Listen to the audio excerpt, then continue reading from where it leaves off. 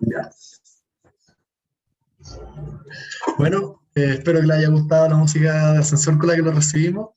Eh, ya con eso, viendo que ya llegó un buen grupo, les doy la bienvenida.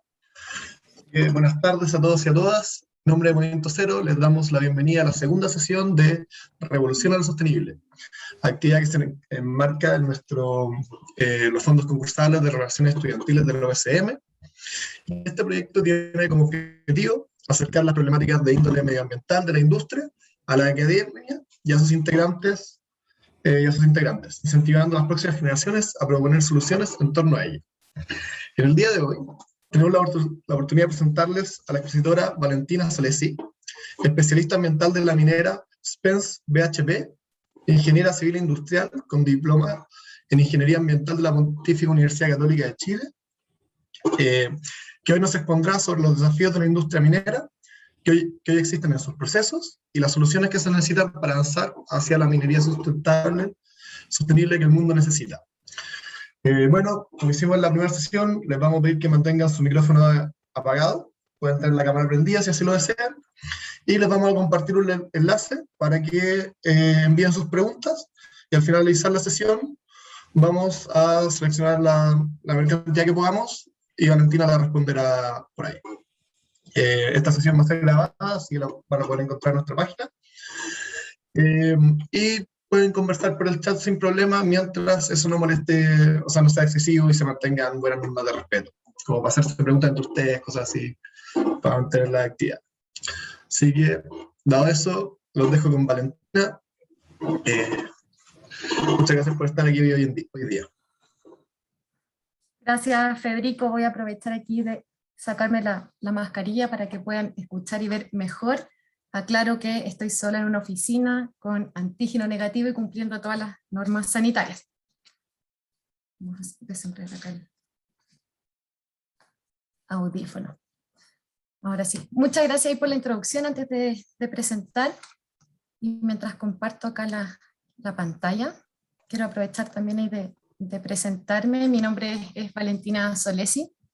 Yo estudié ahí, como menciona Federico, Ingeniería Civil Industrial, hice el diploma en Ingeniería Ambiental y me dediqué un par de años a la consultoría ambiental en oficina en Santiago, siempre prestando servicios a la minería, hasta que quise estar donde las papas queman, como dicen, en terreno, en una faena minera, así que hoy estoy como especialista ambiental en BHP. Así que ahí los invito a hacer hartas preguntas, espero poder aclararlas todas, las que alcancemos, y comenzar en función del tiempo con la presentación, para que tengamos tiempo más adelante de preguntas. Les doy la bienvenida a todas y todos y los agradezco mucho por participar. Y vamos a comenzar. La agenda para la reunión de hoy es la siguiente. Quiero comenzar con una breve descripción del proceso extractivo del cobre para dar un contexto general. Luego de que veamos el proceso general del cobre, veamos qué aspectos ambientales tenemos en cada uno de los procesos, cuáles son las soluciones que se han implementado hoy en día, y discutir, reflexionar o debatir un poco de por qué estas soluciones que están hoy no son suficientes para el futuro. Y un poco también conversar con ustedes cuáles son las soluciones que sí vamos a necesitar en el futuro. Comenzando aquí con el proceso, ¿me puedes confirmar, Federico, si se ve mi mouse? Sí, se ve tu mouse. Perfecto. Entonces, el proceso general de la extracción del cobre puede tener algunas variaciones de acuerdo a las faenas, pero en general, y de acuerdo a mi experiencia, vamos a simular un proceso de extracción de un rajo abierto. También existe la minería subterránea, pero esto es para poner un ejemplo. El proceso del cobre comienza con la extracción del mineral, en este caso, como les mencionaba, en un rajo abierto, rajo a cielo abierto o tajo abierto, como se le conoce. En este proceso lo que se realiza es la extracción del mineral a través de tronaduras. Entonces, para poder obtener el mineral, primero los geólogos realizan sondajes o perforaciones para poder entender en dónde tenemos las distintas concentraciones de cobre. Una vez determinado eso, se define el área de tronadura, donde se va a realizar perforaciones para ingresar con explosivos y luego hacer la tronadura. para liberar el material. Este material liberado se carga con palas en estos camiones grandes que conocemos de la minería, que los que han tenido la suerte de verlos en persona son muy bonitos. Y luego de cargado en los camiones los transportan desde el rajo, a veces hasta un stock o un almacenamiento, una especie de pila, para llevarlos al circuito de chancado. ¿Y esto es por qué? Porque de las distintas zonas donde podemos extraer el mineral, va a tener distintas concentraciones de cobre o asociados también a pirita o calcopirita, que pueden tener concentraciones más básicas o ácidas, que nos van a generar cambios en las condiciones físico-químicas del proceso. Entonces, antes de ingresar al resto del circuito, en general se acumulan estos materiales y se va ingresando de acuerdo al requerimiento de la planta al siguiente paso que tenemos, que es el circuito de chancado. El circuito de chancado lo que busca es reducir el tamaño del mineral, esta roca grande que sale del material tronado, y vamos a disminuir el tamaño dependiendo también de los requerimientos de cada una de las plantas. En este caso podemos dar el ejemplo de un circuito de chancado de 3 chancados, es decir, ingresa al primer circuito de chancado, se reduce el material y luego viene un circuito de arneado. ¿Qué es el arneado? Es un sistema como de malla vibratoria que separa los distintos tamaños de mineral. De esta forma, el que cumple con el tamaño deseado en el primer circuito sigue el circuito hacia el segundo chancado, y el que no es devuelto al proceso para ser disminuido de nuevo. Y así sucesivamente hasta el tercer chancado, cuando logramos el tamaño del material que necesitamos. Cuando tenemos el tamaño de mineral que necesitamos, y aquí el proceso se divide en dos, generalmente para los óxidos y sulfuros de cobre. Entonces, en el proceso que se ve más arriba, hacia aglomeración, voy a explicar cómo se procesan los óxidos de cobre. Esto en general, les recuerdo, hay variaciones, pero en general los óxidos de cobre, luego de ser disminuido su tamaño, pasan al sistema de aglomerado. El aglomerado son tambores en donde se adiciona agua, ácido y sal a esta roca que ya tenemos un tamaño deseado, para luego poder transportar a través de correas este material ya mezclado y formar unas pilas que llaman pilas de lixiviación. Estas pilas son cerritos de material apilado en el que se mantiene el material por 1, 2, 3 meses dependiendo la ley del cobre, y en estos cerritos lo que se hace es irrigarlos con solución ácida constantemente a través de aspersores. Entonces, siempre bajo estas pilas existe una carpeta y todo un sistema de tuberías, de canaletas de recolección, para que el material que se está regando desde arriba pueda infiltrar a través de toda la pila y vaya recolectando el cobre. Este material este líquido que se extrae de las pilas es transportado hasta piscinas donde se realiza la extracción por solventes. Aquí se utilizan distintos solventes que atraen el cobre para aumentar aún más la concentración del cobre en el líquido. De las pilas aproximadamente sale una concentración de 9 gramos por litro de cobre, y en la extracción por solvente buscamos una concentración ya de 25 gramos por litro. Cuando ya tenemos un cobre aún más concentrado en esta solución líquida, pasa el proceso de electroobtención, que como dice su nombre, con electricidad atraemos el cobre para finalmente producir los cátodos de cobre de alta pureza. Y estos cátodos son vendidos de esta forma al mercado, transportados hasta puertos y enviados afuera generalmente. El segundo proceso, como les comentaba, es cuando tenemos sulfuros de cobre.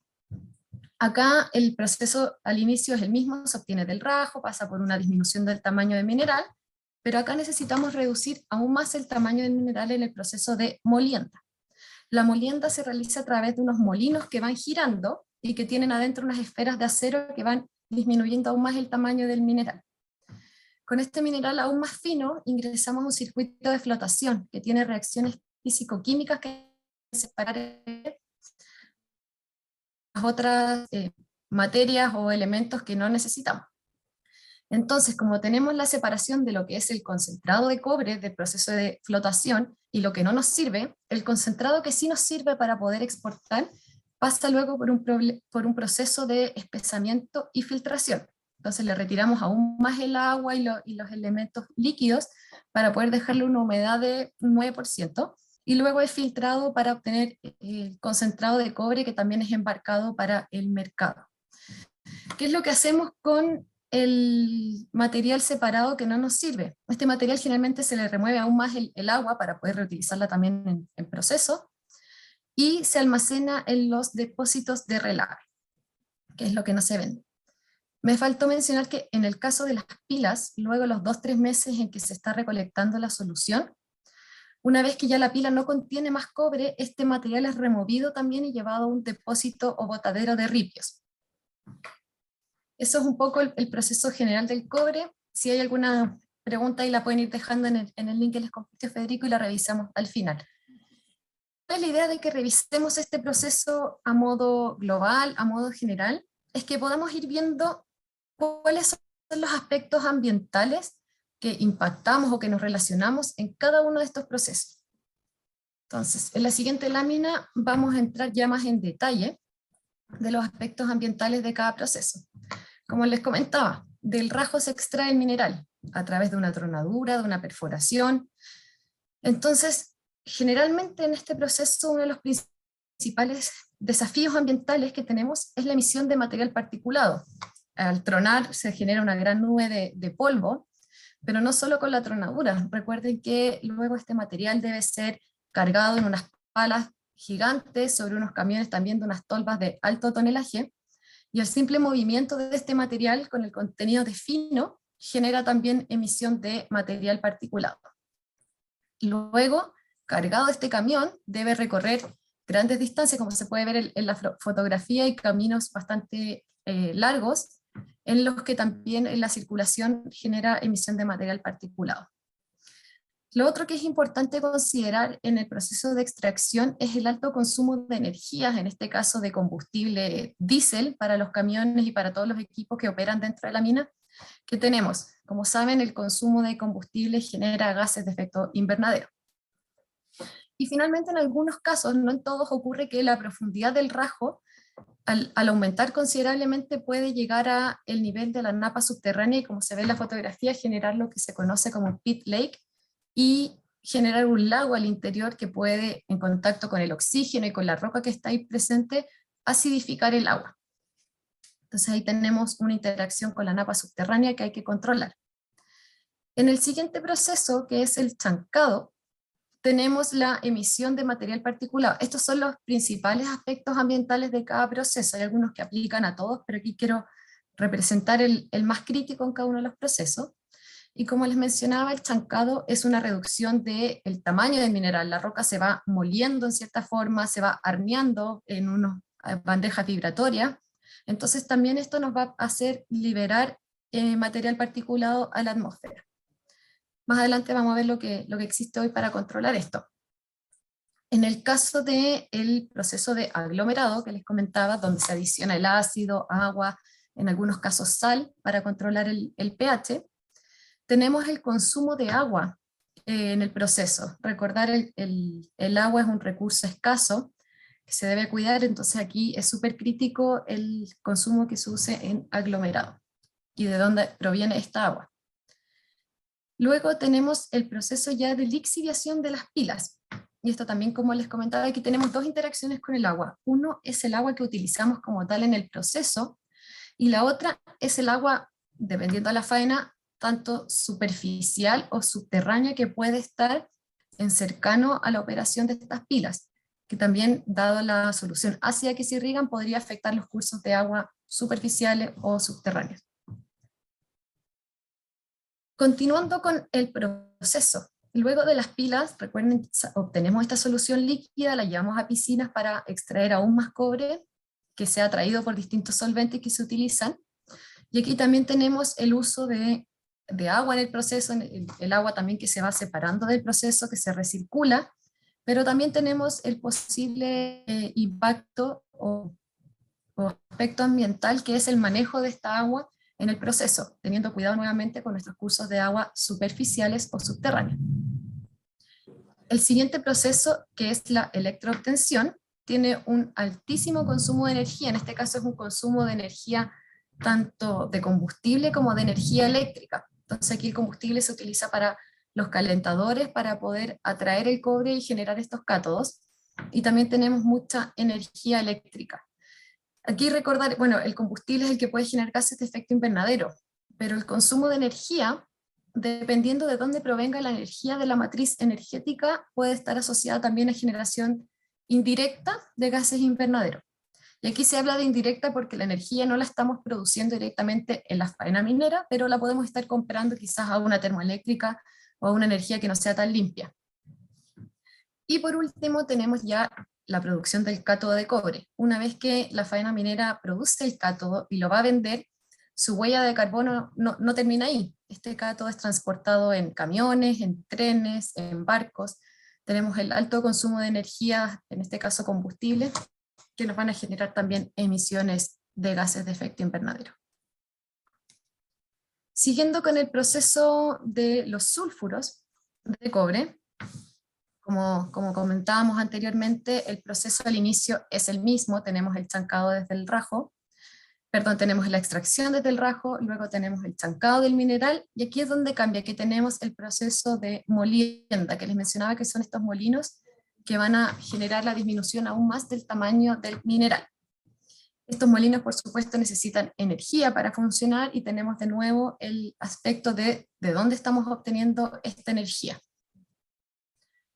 Lo mismo con respecto a la flotación. La flotación es el proceso físico-químico donde ya se comienza a separar los compuestos de cobre del resto de minerales que no necesitamos producir.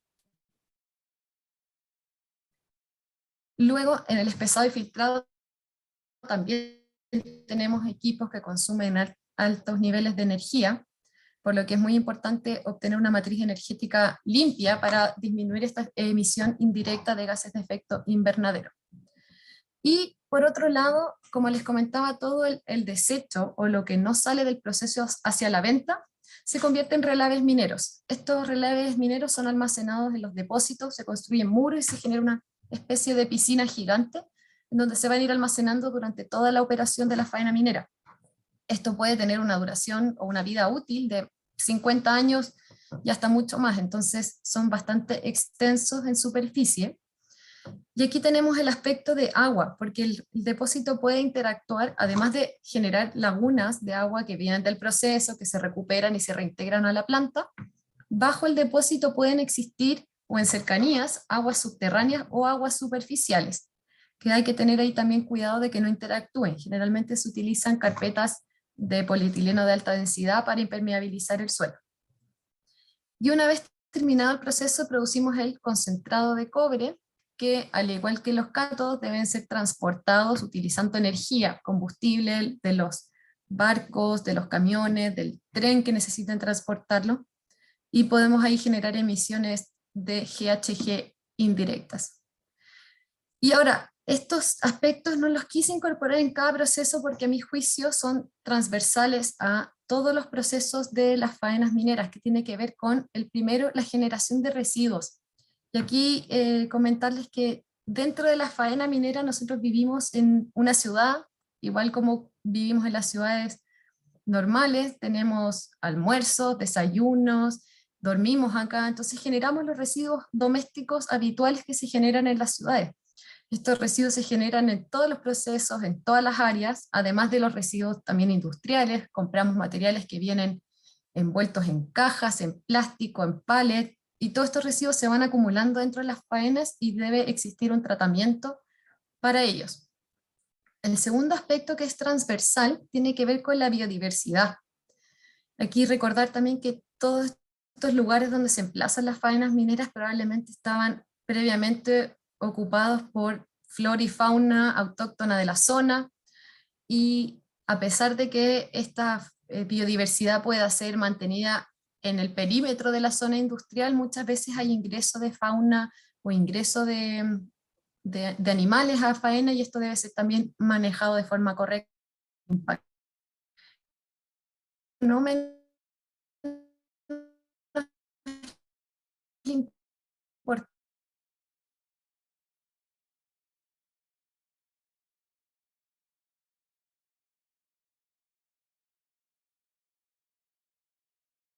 cómo vivían en sociedad. a través de los restos tanto materiales o culturales que puedan ir dejando como tradiciones en los distintos lugares del país, podemos ir entendiendo cómo funcionaban las sociedades antiguas.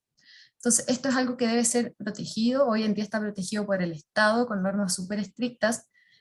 Y como pueden saber, muchos pueblos originarios también habitaban sectores altos de la cordillera, tanto en el norte, en la zona centro, en el sur. Y hay que tener mucho cuidado y precaución porque la minería es un proceso en el que se van a realizar movimientos de tierra, excavaciones, y debe ser siempre respetando el patrimonio arqueológico. ¿Cuáles son algunas de las soluciones que tenemos implementadas hoy a modo general para cada uno de estos aspectos ambientales en cada uno de los procesos? Para la componente aire, principalmente lo que se utiliza en terreno es el regadío de caminos. Esto se utiliza con camiones aljibes que van repartiendo en el camino por donde circulan camionetas, camiones y otros equipos. Agua, a veces agua con concentraciones de sal, que se conoce como la bichofita, que lo que permite hacer es humedecer el camino para evitar la generación de material particulado. Generalmente se cuenta con un plan de regadío. Estos camiones deben regar una o dos veces al día para mantener los caminos humectados, dado que en el norte tenemos una muy alta radiación. En el caso de ya, aquí pasamos un poco a la planta o al proceso de chancado. Todo el material, como les comentaba, se transporta en correas, se va reduciendo su tamaño y esto va generando una liberación también de material particulado. Lo que acá se utiliza en los traspasos generalmente de correas son los supresores de polvo, que son una especie de aspersores que van humedeciendo el material para disminuir la liberación del material particulado. Por otro lado, también en los traspasos de correas o en las plantas de chancado tenemos colectores de polvo, que son unas especies de aspiradoras grandes que van recolectando el polvo que se genera en el movimiento del material. Y finalmente, en distintas faenas podemos ver soluciones de infraestructura. Y esto, si algunos han tenido la oportunidad de ver fotografías de una especie de domos gigantes redondos, son los que se utilizan para almacenar ahí el mineral y evitar que con el movimiento, con la carga, descarga, el viento, se pueda generar también más emanación ahí de material particulado. Recordar que estamos en lugares también de muy baja humedad relativa, y eso nos dificulta a tener material que tenga más humedad para poder liberar menos material particulado. Con respecto al agua, ¿cómo manejamos el agua en general en las faenas mineras? Hoy en día muchas mineras están apuntando, debido a que el agua es un recurso escaso, a las plantas desaladoras. Evitar el uso de agua continental, que el agua continental en general se usa para regadío, para consumo humano, para abastecer diversos hábitats, y se puede proteger el agua continental haciendo el paso hacia plantas desaladoras. Y aquí una cosa que quiero que reflexionen, cuando piensen quizás ustedes también en soluciones, es en cómo cuando planteamos una solución a un problema, podemos también generar un nuevo problema. Y es lo que ocurre con las plantas desaladoras que están en la costa, por supuesto, y muchas veces se puede generar problemas con la biodiversidad o con la fauna en los sectores donde está la planta desaladora. Algo que les alcancé a comentar también, en lugares donde existe el riesgo de infiltrar desde alguna pila o desde el depósito, se utilizan estas carpetas impermeables para evitar que el agua tenga contacto con el suelo y de esa manera no impactar las napas subterráneas. Y también para cuidar el recurso hídrico, dado la alta radiación que existe en general donde se ubican las faenas mineras, tenemos distintas soluciones para reducir la evaporación. No sé si han visto en algunas fotos a veces que hay una especie de esferas de color negro flotando en unas piscinas. Esas esferas lo que hacen es absorber la radiación y también evitar la radiación directa sobre el agua, de esta manera reduciendo la evaporación y manteniendo por más tiempo en el proceso el recurso hídrico, de manera de poder consumir menos agua. Con respecto a los residuos, en general, y no solo en minería, los residuos son tratados en rellenos sanitarios. Y aquí una aclaración, ya hablo de relleno y no vertedero, porque un relleno es una obra ingenieril que cuenta con planificación, con diseño de estabilidad, cuenta con tuberías para recolectar los percolados, con extracción de gases. Es una obra que está preparada para recibir residuos. Por otro lado, los vertederos son simplemente un lugar donde se deposita basura. Y existen en algunos lugares también donde se ha tratado de disminuir la cantidad de residuos que se van a los rellenos sanitarios y que proponen realizar plantas de pirólisis o la quema de estos residuos para también producir energía eléctrica, que siempre vamos a necesitar. Y por último, también existen algunas soluciones asociadas a reciclaje de estos residuos.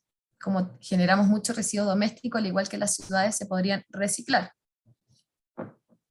Con respecto a la biodiversidad, antes de emplazar un proyecto minero siempre tiene que existir una línea de base. Tenemos que conocer dónde vamos a emplazar un proyecto nuevo y qué es lo que hay en ese sector. Muchas veces en el desierto tenemos poco avistamiento de fauna, depende del lugar donde uno se ubique, pero en el caso de que se ubiquen o se avisten algunas especies, existen planes de rescate y relocalización. Todos estos son autorizados por el SAC y son preparados también en conjunto con biólogos, que consiste en movilizar la fauna un par de metros o un par de kilómetros desde el lugar donde estaban a sitios aprobados para relocalizarla, y se hace seguimiento de cómo se adaptaron a un par de metros más allá y mantenerlos fuera también de la zona industrial de la minería para que no se vean afectados. Y por otro lado hay proyectos también de ahuyentadores de aves que también deben pasar por una autorización del SAC, existe un permiso asociado, y existen también diversas alternativas que propone la industria. Con respecto a arqueología, lo mismo, antes de intervenir cualquier sitio, la línea base es una de las soluciones que nos permite anticiparnos a cualquier impacto que podamos generar en nuestro patrimonio arqueológico. En el caso de encontrar restos arqueológicos, existe la protección de ellos y el rescate. Esto también está legislado por la ley, se maneja a través del Consejo de Monumentos Nacionales, quien entrega un permiso para poder excavar o rescatar los sitios que no se pueden rescatar y llevar a museos son protegidos a través de un cercado, con un monitoreo, y se mantiene siempre la protección de ellos. Y con respecto al consumo de energía, ¿qué se está haciendo en la industria en general para reducir el consumo de diésel? Y es que están implementando flota de equipos eléctricos. Esto ha ido de a poco tomando fuerza también en nuestro país, y ya han llegado en varias mineras equipos 100% eléctricos de los camiones CAEX, que son los grandes que transportan el mineral desde el rajo. Otras soluciones que se han propuesto es el uso de hidrógeno verde como combustible, por ejemplo, en el proceso de electroobtención, en vez de calentar con diésel, utilicemos hidrógeno verde. Y por último, se ha propuesto la generación de energías renovables no convencionales como parte de la actividad minera, es decir, que dentro de las faenas contemos con generación de energía a través de paneles solares o energía eólica, que no sea solo de la matriz energética de fuera de la faena de donde proviene esta energía. Ahora, conversemos un poco de por qué todas estas soluciones que les mencioné, y que puede que existan también algunas más, no van a ser suficientes para la minería que vamos a tener en el futuro. Tenemos que tener en cuenta que hay muchas predicciones que la demanda del cobre va a crecer alrededor de depende la proyección o la empresa que realiza la proyección, pero en la próxima década un 20 a un 30% de aumento de esta demanda. ¿Y esto por qué? El cobre es uno de los elementos principales o necesarios para la generación de energías renovables, por ejemplo las turbinas, para los autos eléctricos, para las baterías, para la conducción también de energía. Entonces, si queremos avanzar hacia la descarbonización del planeta, la minería es un elemento fundamental para poder avanzar hacia eso. Pero necesitamos una minería sustentable, por supuesto. Sin embargo, enfrentamos un problema muy grande, que las mineras, al ir envejeciendo, todas las faenas mineras, al pasar los años y al llegar ya hacia el fin de su vida útil, tienen una menor ley de cobre. ¿Qué significa esto? Que de 1 tonelada de mineral que yo extraigo del rajo, cada vez disminuye más el porcentaje de cobre que contiene esa tonelada de mineral. Lo que implica que hay mayor movimiento de tierra, mayor movimiento de camiones. Esto implica mayor consumo de combustible. Entonces, ¿cómo enfrentamos con las soluciones que tenemos hoy? La mayor demanda que no solo que va a existir de cobre, sino de soluciones para cada uno de los aspectos ambientales que van a ir incrementándose en nuestros procesos. Además de la menor ley de cobre que vamos a ir teniendo en todas las faenas mineras, en el caso de las minas a cielo abierto o a rajo abierto, vamos a ir aumentando la profundidad de los rajos, como les comentaba, y vamos a tener más rajos donde tengamos contacto con el agua subterránea. Hoy día esa agua en muchos casos se bombea, pero también es un tema que hay que manejar con soluciones más innovadoras. Al aumentar la profundidad de los rajos, no solo vamos a poder tener un posible contacto con el agua, sino que mientras más abajo yo llego, luego más distancia es la que tengo que subir. Y ahí es como se ve en el punto 4, temas de calidad del aire. Si hoy día el camión estaba recorriendo 3 kilómetros, en unos años más ese mismo camión va a recorrer 10. Entonces tenemos mayor contacto con la superficie que emite material particulado. Ese camión va a consumir más combustible, en caso de que nos cambiemos a camiones eléctricos va a consumir más energía, igual necesitamos producir más energía eléctrica. Y también va a transitar por más tiempo. El otro aspecto ambiental que vamos a enfrentar a futuro es el mayor consumo de energía, no solo en los camiones, sino que en todos los procesos que vimos que hay consumo de energía eléctrica. Como les mencionaba, vamos a tener que incrementar la producción de cobre. ¿Y cómo hacemos eso? Es procesando más mineral. El problema de procesar más mineral, y volviendo al punto 2, es que yo voy a tener que procesar mucho más material para producir el mismo cobre que estoy produciendo hoy. Entonces, ¿cómo lo hacemos con el consumo de energía si yo quiero mantener o incrementar la demanda, la producción de cobre para suplir la demanda? Y finalmente vamos a tener y vamos a seguir enfrentando o necesitando soluciones para el uso del territorio. Y esto porque probablemente con la demanda creciente del cobre se van a implementar proyectos nuevos, tanto de expansión o quizás van a llegar nuevas mineras a nuestro país, pero debemos manejar de forma eficiente el uso del territorio. No podemos seguir generando depósitos de relaves en todos lados por la extensión que tienen. Entonces, aquí hay muchos desafíos, sobre todo con los residuos mineros, de cómo podemos extraer más cobre a los residuos mineros y evitar también que podamos seguir usando todo este territorio, o sea, disminuyamos el volumen de los residuos y aprovechemos de mejor manera los depósitos de relave. Y aquí hay varias soluciones y de hecho muchas mineras tienen varios desafíos de fondos concursables incluso, que ustedes pueden investigar para la universidad con respecto a proponer soluciones innovadoras para el manejo de los relaves. Van desde bloques para la construcción y bastantes soluciones innovadoras en que también podamos extraer con campos magnéticos. Hay muchas soluciones que se han propuesto y que no han sido implementadas aún para ver cómo podemos evitar la generación de los residuos mineros. Entonces, en conclusión, tenemos muchos desafíos hoy y vamos a tener muchos desafíos más mañana. Un poco mi intención de participar en esta charla y lo que quiero que se lleven sobre todo de información es que hoy las soluciones o la planteación a todos estos problemas tiene que surgir desde la academia, desde la investigación científica, de sus proyectos de tesis, de sus proyectos en sus ramos de innovación. Es hoy día donde podemos encontrar la mayor cantidad de soluciones creativas e innovadoras, pero yo creo que falta información cuando uno está cursando la universidad de cuáles son todas estas problemáticas. Uno, la verdad, en mi experiencia se da cuenta de todos los problemas que existen y llega a conocer las soluciones cuando ya estás en la operación misma.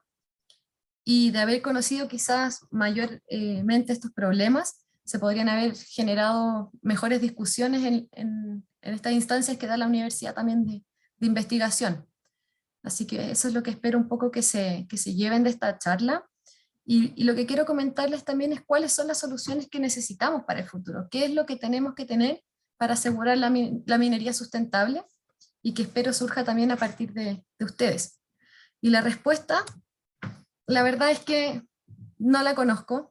Las soluciones que necesitamos para el futuro tienen que venir de soluciones creativas, algo que hoy no exista, que sea innovador y que nos pueda entregar herramientas y también tecnología para poder continuar produciendo, en este caso, el cobre o el mineral que requiere el futuro para la descarbonización del planeta, pero hacerlo de forma sustentable. Eso es lo que tenía para hoy. Espero que se hayan quedado con la verdad es que espero que se vayan con más inquietudes y con ganas de desarrollar cosas que respuestas. Ese era un poco el objetivo, porque si tuviéramos todas las respuestas hoy, no estaríamos teniendo los desafíos ambientales que tenemos hoy, ni estaríamos enfrentando desafíos ambientales al futuro. Así que espero que esto haya servido para que se puedan llevar muchas inquietudes, muchas preguntas también para poder resolver, pero a través del desarrollo de soluciones innovadoras. Muchas gracias. Muchas gracias, Valentina. Un aplauso a Valentina, o agiten las manos, vengan reacciones, lo que resulte primero. Tenemos varias preguntas que ya han mandado. Vamos a partir con la primera.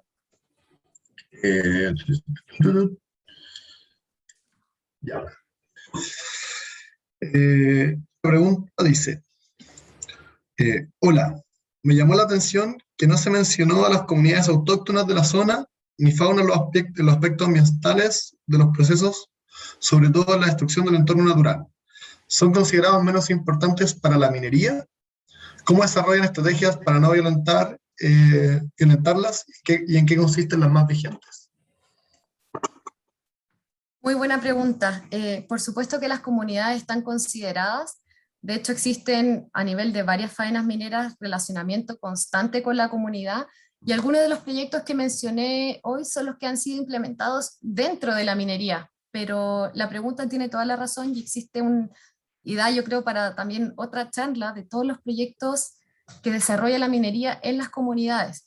También tenemos los mismos aspectos ambientales, por ejemplo, el tema de calidad del aire. En las comunidades cercanas esto se aborda también en conjunto con las comunidades y se implementan proyectos y se trabaja constantemente, y es parte de la evaluación ambiental de los proyectos también el medio humano y las comunidades que se relacionan. Y si me puede, Federico, por favor, repetir el tema de la pregunta con respecto a biodiversidad. Sí, perfecto. No se mencionó las comunidades autóctonas, ni fauna, ni los aspectos ambientales de los procesos, sobre todo en la destrucción del entorno natural. Decía, la pregunta esencialmente, ¿son considerados menos importantes para la minería? ¿Y cómo se desarrollan estrategias para no violentarlas? ¿En qué consisten las más vigentes? Perfecto, no, ninguno de estos aspectos tiene ni mayor relevancia ni menor relevancia que el otro, son todos igual de importantes. Lo que pasa es que en algunos procesos tienen mayor relevancia algunos, pero si hablamos a nivel de la industria minera, debemos cuidar todos los aspectos ambientales con igual importancia, como les mencionaba, patrimonio arqueológico, que también incluye el patrimonio cultural, y eso tiene que ver con respetar las tradiciones de las comunidades. Y con respecto también a la biodiversidad, quizás la pregunta se hizo antes de que llegara al final de los procesos, porque lo incluí como transversal a la minería. En general, el área que se ocupa, se levanta una línea base, eso es lo que se hace hoy, y a partir de esa línea base se toman decisiones en conjunto con biólogos, con el SAC, y se implementan soluciones. Ahí va a depender mucho del tipo de especie, puede ser fauna tipo ave, que pueden migrar a otros lados, pero en caso de fauna de baja movilidad, como pueden ser reptiles, se realizan rescate y relocalización a hábitats que son aptos para ellos. Esas son un poco las soluciones actuales que existen. Muchas gracias. Otra pregunta. La tercera. Esta dice, ¿cuál crees que es el aspecto más difícil de volver sustentable en la minería? ¿Y cuál podría tener el mayor impacto positivo si se resolviera? Qué buena la pregunta. Es súper difícil hablar de solo un aspecto, que la verdad que hoy día tenemos muchos desafíos, pero desde mi experiencia, conocimiento de varias faenas, creo que quiero mencionar dos, la verdad, dado que la gran parte de la minería está en el norte, debido a lo árido de los sectores en general, en las ciudades aledañas a faenas mineras hay problemas de calidad del aire. Tenemos hoy día una normativa de calidad del aire que hay que cumplir por respeto a las personas, por supuesto, y a su calidad de vida. Y hoy día ese es un desafío muy grande de cumplir, y creo que de poder solucionarlo y de estar no solo con cumplir una norma. Hoy día tenemos una norma chilena, pero en el extranjero son incluso más exigentes. Cumplir con un estándar de calidad de vida de las personas, no apuntar a cumplir la norma y estar satisfechos con eso. Así que yo creo que uno de los importantes desafíos y que pudiese llegar a causar más impacto es reducir los niveles de emisión de material particulado, y dejaría como el segundo quizás los temas de biodiversidad, dado que van a empezar a crecer y a aumentar el número de desaladoras que vamos a tener debido al recurso hídrico cada vez más escaso. Tenemos que encontrar la forma de operar las desaladoras de la forma más sustentable posible para evitar impactar los ecosistemas marinos. Buena respuesta. Gracias. Supongo que todavía tenemos tiempo, hay otras preguntas más, tenemos tiempo a seguir haciendo, ¿verdad? Ya, perfecto. Sí. Ya. Esta fue una de las primeras que mandaron, dice, las pilas y los relaves se vuelven lotes inertes de tierra, ¿pueden o por cuánto tiempo seguirían como contaminando? Buena pregunta. Eso va a depender mucho de las características del entorno. Voy a partir con los depósitos de relave. En Chile, y si no me equivoco, no tengo el número exacto, tenemos más de, no recuerdo el número, pero me atrevería a decir que 1000 quizás depósitos de relave a lo largo de todo el país, en distintas condiciones más hacia la cordillera, donde llueve más, más hacia el sur, también donde hay más precipitaciones, algunos donde no existe precipitación. Entonces, el hecho de que contaminen o no va a depender también mucho de las condiciones. Ahora, el diseño de los depósitos debiese apuntar a que no contaminen nunca. Debiesen estar impermeabilizados los suelos, los muros y toda la construcción para que todo el residuo minero se contenga ahí y no afecte el agua subterránea. Pero los depósitos van a permanecer por los siglos de los siglos en esos lugares. Son zonas que se definieron para depositar ese desecho minero ahí de forma segura y van a permanecer ahí. Y de hecho hoy día está regulado por los planes de cierre que lleva Senageomin, que se estén habilitados para evitar la contaminación, la estabilidad física y química del depósito por periodos prolongados o periodos permanentes. Y con respecto a las pilas, el contexto general es que existen dos tipos de pilas, tenemos las estáticas y las dinámicas. Las estáticas, ocurre el regadío tal como se los conté, se apila el material, se riega con aspersores, y cuando se deja de producir o de infiltrar la solución con cobre, o se acaba el cobre en ese material, se construye una pila al lado, y esa pila también va a quedar como una instalación remanente con una estabilidad física y química para permanecer en el tiempo, y se construye otra pila al lado. En el caso de las pilas dinámicas, que fue el ejemplo que di, una vez que se acaba el material o el cobre contenido en la pila, ese material se remueve con una pala y se lleva al botadero de ripio. Este botadero también se diseña para permanecer por mucho tiempo ahí, y también se agrega una carpeta impermeable para evitar contaminar el agua, y se proyecta para que esté ahí por siglos. Ahora, existen en los planes de cierre, y también va a depender de los planes de cierre cada una de las mineras, medidas de que al cierre el ambiente o el paisaje donde existió una operación minera pueda quedar lo más similar a cómo se encontró. Esa es la idea hoy día de los planes de cierre, y tiene que ver, por ejemplo, con que si construimos una pila, esa pila no se va a ver como la vemos hoy en día, sino que va a aparecer una formación de un cerro natural del entorno, va a quedar cubierta por material natural del entorno y no va a quedar rastros, por así decirlo, que hubo una operación minera ahí. Gracias, gracias. A ver, aquí tengo otra pregunta, a ver, aquí está. Uy.